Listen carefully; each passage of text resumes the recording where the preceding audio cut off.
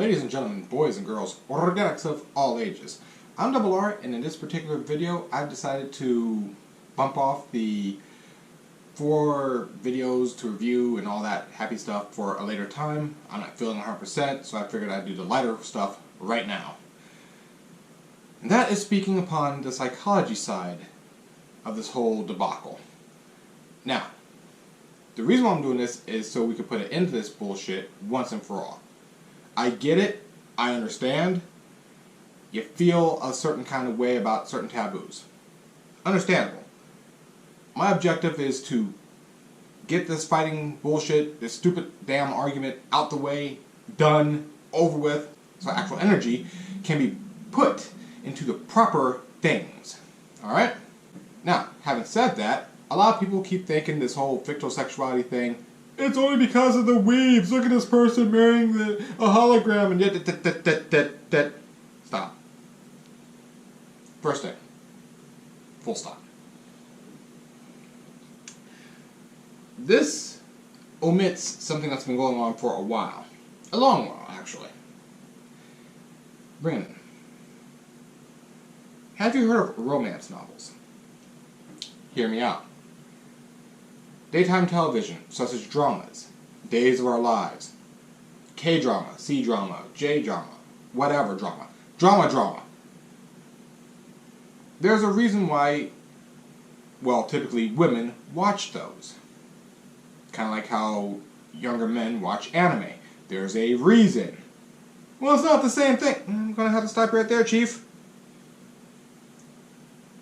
How and why did 50 Shades of Grey get popular? How and why did Twilight become a thing? How and why are rom-coms constantly given the same general story, but people still swallow it up? Why is that?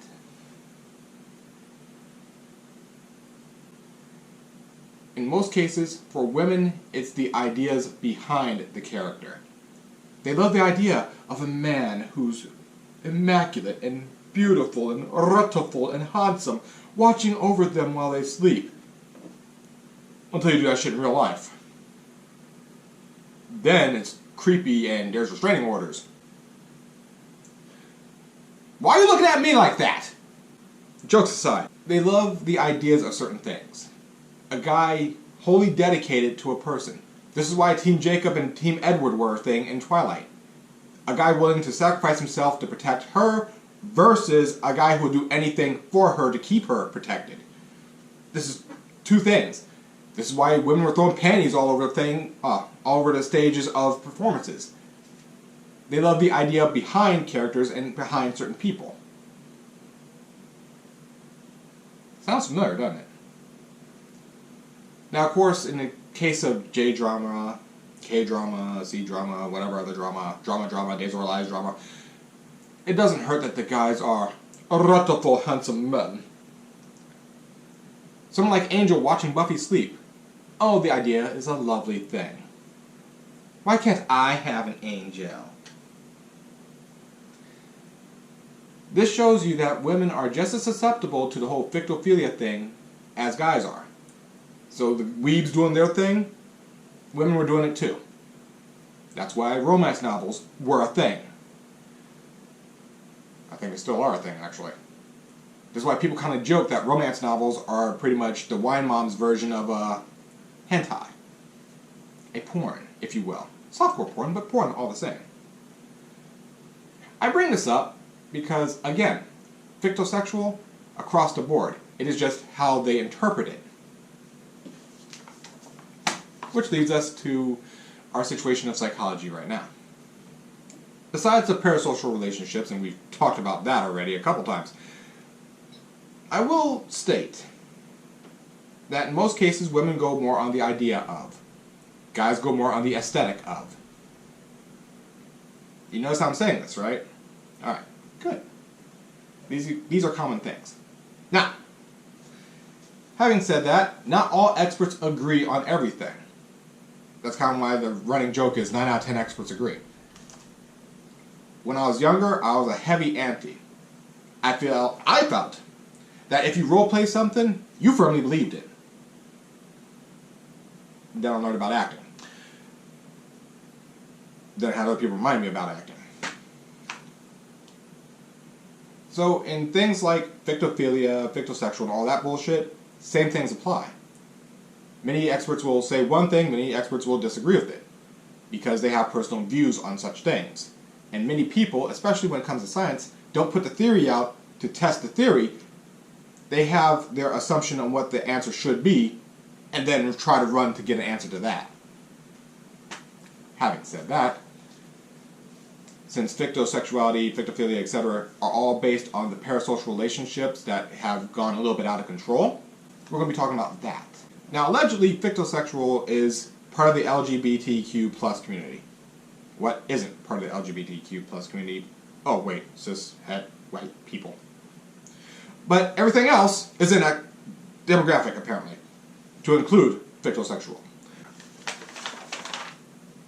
I have a lot of stuff to cover here, but instead of making this a 5-hour video, or at least 1-hour video, we're going to do the summaries, because I feel it's a little bit quicker, a little bit to the point. That said, there are 5 key things to note. Paradox, stigma, behaviors, the quote asexuality of it, and the supernormal stimuli. Alright, that's what it says. So let's go over each individual one real quick, fast, and in a hurry. The paradox. Remember we talked about the pro side and their mantra of fiction is not reality. That's the paradox. They know fiction is not reality. They know it to a point that it's almost painful. We'll talk about the certain clip that I used like twice in a row. We're going to be bringing it up again, but we're going to analyze it a little bit differently when we get there. So bear with me. That's the paradox. They know it's fiction. They know it's not real. Some people are beyond that aid, because every side has their extremists. Keep that in mind. The stigma. What do you think a stigma is? You like a cartoon? Oh my god! That. This is kind of like the whole thing on why the antis have a taboo against it. Well, it's a taboo by default, but you get the idea. It's why they speak up against it, going, hey, this is a problem. Yeah, if only you put that energy into dealing with the actual shit, that'd be great. But, the behaviors. You probably noticed these things. The behaviors are pretty much the overly fan commitment to a character. I would do anything to make so-and-so smile. That kind of shit. You've seen it. In fact, many antis have seen it too. It's there. It's a thing. The asexuality factor. For the longest time, Japan has had a decline in, well, birth rate. Because most people put their 2D waifu bullshit as the magical pussy, the pussy on a pedestal, that kind of thing. To where they don't see real girls as even an option. They become asexual or an incel by simply not even bothering with real women. That's a thing. A sad thing, but that's a thing. That's part of the reason why Japan had a little bit of problem. In addition to the work culture, in addition, you know what? We're not going to talk about Japan's culture like that because we're dealing with something else. Let's stay on target, double R. Last, the supernormal stimuli. Now this is the one that most people go, what the fuck? Let me explain. Because I got a summary right here.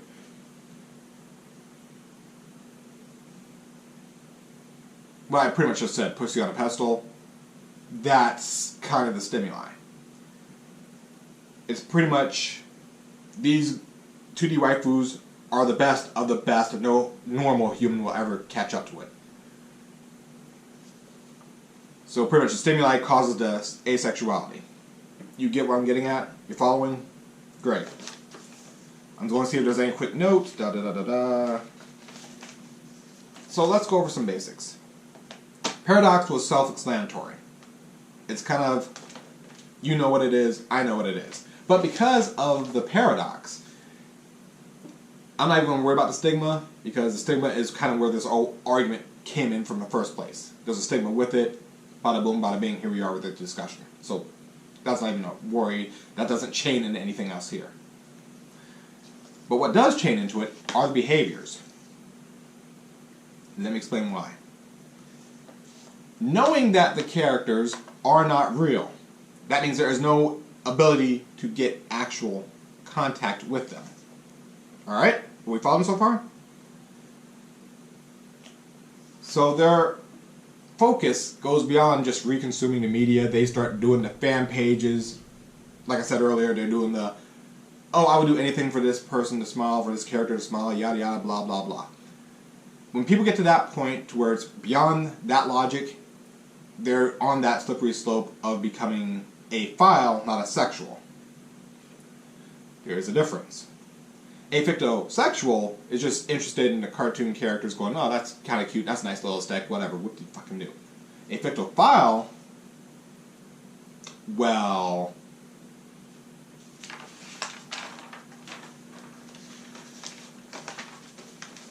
now, real quick, the supernatural stimuli thing, the perfect beyond reproach, that's because the 2D characters are designed that way. The reason why VTubers are starting to catch up in that is, again, like Japan with idols. There's a way you can milk the parasocial relationship to where, even if they aren't beyond perfect as idols or VTubers, they're still closer to perfection than an actual human. I'm bringing this up because we need to deal with this clip. I have someone who wants to talk about Demon Slayer. Come on. Come on. Listen, sure, I love Demon Slayer so much. There's just one thing, okay? Yeah. Tengen is so hot. I would drag my labia against miles of glass shards. Just to get away from me. Miles of glass shards just to share a meal with him over a FaceTime call with one reception bar. Do you understand? Yeah. Wow. We stand a hot polygamist. Okay. If there is anyone out there that can do like a perfect cosplay of him, just please let them come like. Get me fired. Get me fired. First thing, I want to bring up the fact that not all fictophiles, not all fictosexuals will react this way. This is a skit, be advised. But they will not act this way 100%. They will, of course, have some issues, but they don't tend to act like this. Again, this is a skit. It's to put it over the top, alright? Let's continue. Come on. Listen, sure, I love Demon Slayer so much. There's just one thing, okay? Yeah. Tengen is so hot. I would drag my labia against miles of glass shards. Just to get away from me. Miles of glass shards just to share a meal with him over a FaceTime call with one reception bar. Do you understand? Okay, she's put everything down. She's pretty much, here's the supernatural stimuli that I'm afflicted by. Here's a parasocial relationship character that I'm afflicted with. Boom, boom, boom. Here we are. Why is this important, you ask? Well, knowing this, we need to hear. Yeah. Wow. We stand a hot polygamist. Okay. You know damn well he did not mean polygamist. You know it, I know it. But, unfortunately for the antis, they don't seem to understand that certain words carry certain contexts, and even G4 understood this to a point, which is why he said that. Polygamist. There's a reason. Now, I wanted to bring this part up specifically. If there is anyone out there that can do like a perfect cosplay of him, just please let them come like. Get me fired. Get me fired. She asked for someone who can do a perfect cosplay. Now, I emphasize this because where was that at? The behavior section that we talked about. The behavior section, which is attached to, of course, the paradox. The, I know it's fiction isn't real. She's trying to deal with the perceived victophilia by making it real to where she can at least touch something. You know, because of a lady boner. But the point is, that is the last-ditch effort. But you notice how she goes about it. She asks for a cosplayer who can do a perfect cosplay. She's not sitting there going, I'm going to find the first kid that has blonde hair I see and tackle him. No. Again, consent's a thing, folks. And before you sit there and go, yeah, well that's just silly and stupid. There are porn things where people go in character and make porn with that character. Seriously, there's stuff like such and such superhero or such and such Sentai character defeated. It's a running thing for porn.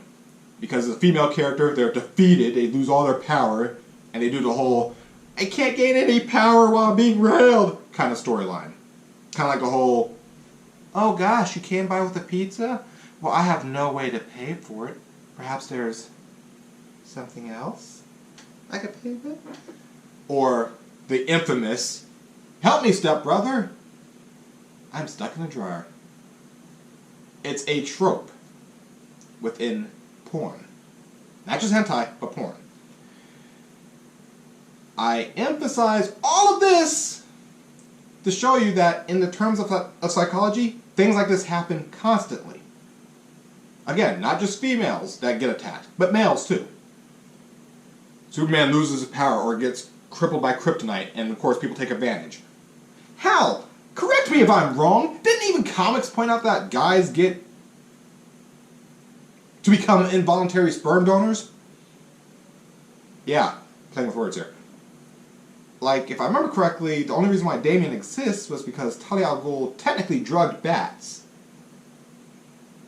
And someone kind of took advantage of Dick Grayson. Yeah, those are things. I understand some of y'all don't know comics, but this is why retcons keep happening, because other writers can't fathom this thing happening at any way, shape, or form. So,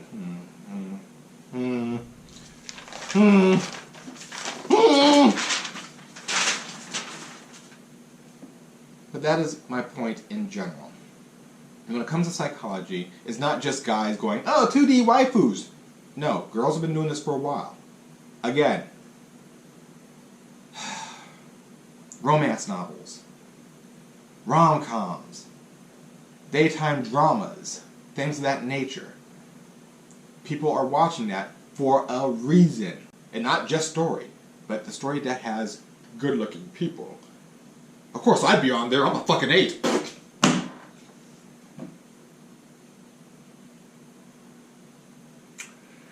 I couldn't even say that with a straight fucking face. Ugh. Anyway, I hope that I covered everything in a general psychology form. No, I'm not the expert. I did my homework though. I wanted to bring all this up so you understood that in terms of psychology, there's the fictosexual, which is just, well, that. They understand fiction doesn't equal reality, whatever. But there's also the phile. The philes are the ones that should be a concern. No, they're not going to go out there and attack kids. No, they're not going to go out there and attack people left, right, and center. The philes are only concerned because they've pretty much given up on humanity. For them, 3D is done. Humanity is gone. There's nothing. That is where the concern should be. Getting them off of that mentality. Now, for some of you who claim you're wanting to defend kids, your focus should be actually defending kids. Because again, even a fictosexual and a fictophile won't give a fuck. They're too focused on things being false. On the fiction. They're worried about that. So let's spend our energy appropriately and deal with the real. Are there any prostasia campaigns that don't undermine online child protection? They claim to be a child protection org, but it's hard to find an issue where they err on the side of actual child protection. Prostasia doesn't have a victim focus, full stop. The goals of prostasia is very clearly to protect the feelings of grown-ass adults. That is their top priority. I get it. In most common discussion points right now, that's not a major issue. But it should be. I'm not going to go into the psychological analysis on folks doing certain things, but let's just say you're not helping your cases by arguing over lines. Like a stick figure. Now, I don't really know where I stand on this. Drawings are not real. Just like fantasy or roleplay or whatever, nobody's getting hurt, and the main concern is children being hurt or exploited. Whether looking at material like that is harmful, that's like a whole different debate, a whole different video. But like, look, I can literally draw a stick figure right now. Ready? Let's give her big milkers. There we go. Awooga, right? Yeah, like that. I'm Double R. Yes, I just repeated it after that whole spiel I gave on another video about repeating my name, but anyway. I'm out. Y'all have a good day. Later.